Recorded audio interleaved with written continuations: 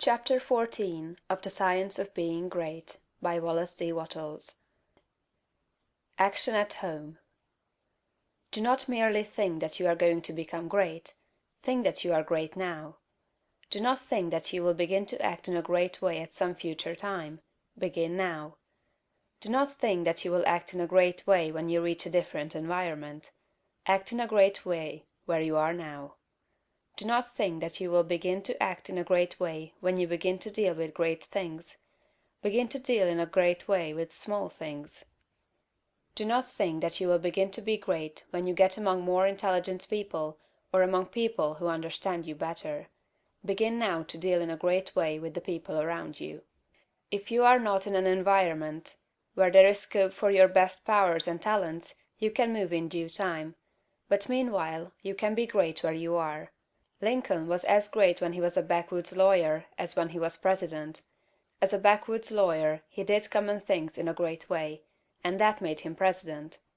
Had he waited until he reached Washington to begin to be great, he would have remained unknown. You are not made great by the location in which you happen to be, nor by the things with which you may surround yourself. You are not made great by what you receive from others, and you can never manifest greatness so long as you depend on others. You will manifest greatness only when you begin to stand alone. Dismiss all thought of reliance on externals, whether things, books, or people. As Emerson said, Shakespeare will never be made by the study of Shakespeare. Shakespeare will be made by the thinking of Shakespearean thoughts.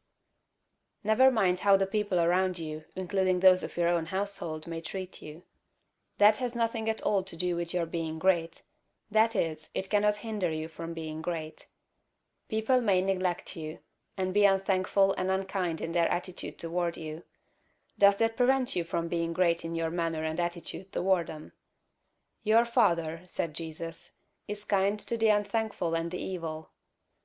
Would God be great if he should go away and sulk because people were unthankful and did not appreciate him? Treat the unthankful and the evil in a great and perfectly kind way, just as God does. Do not talk about your greatness. You are really, in essential nature, no greater than those around you. You may have entered upon a way of living and thinking which they have not yet found, but they are perfect on their own plane of thought and action. You are entitled to no special honor or consideration for your greatness. You are a god, but you are among gods. You will fall into the boastful attitude if you see other people's shortcomings and failures and compare them with your own virtues and successes, and if you fall into the boastful attitude of mind, you will cease to be great and become small. Think of yourself as a perfect being among perfect beings, and meet every person as an equal, not as either superior or an inferior. Give yourself no airs. Great people never do. Ask no honors and seek no recognition. Honors and recognition will come fast enough if you are entitled to them. Begin at home. It is a great person who can always be poised, assured, calm, and perfectly kind and considerate at home. If your manner and attitude in your own family are always the best you can think of, you will soon become the one on whom all the others will rely. You will be a tower of strength, and a support in time of trouble. You will be loved and appreciated. At the same time, do not make the mistake of throwing yourself away in the service of others. The great person respects himself. He serves and helps, but he is never slavishly servile. You cannot help your family by being a slave to them, or by doing for them those things that by right they should do for themselves. You do a person an injury when you wait on him too much. The selfish and exacting are a great deal better off if their exactions are denied. The ideal world is not one where there are a lot of people being waited on by other people. It is a world where everybody waits on himself. Meet all demands, selfish and otherwise, with perfect kindness and consideration. But do not allow yourself to be made a slave to the whims, caprices, exactions, or slavish desires of any member of your family.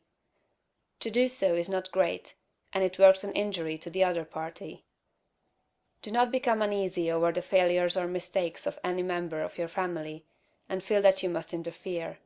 Do not be disturbed if others seem to be going wrong, and feel that you must step in and set them right. Remember that every person is perfect on his own plane. You cannot improve on the work of God.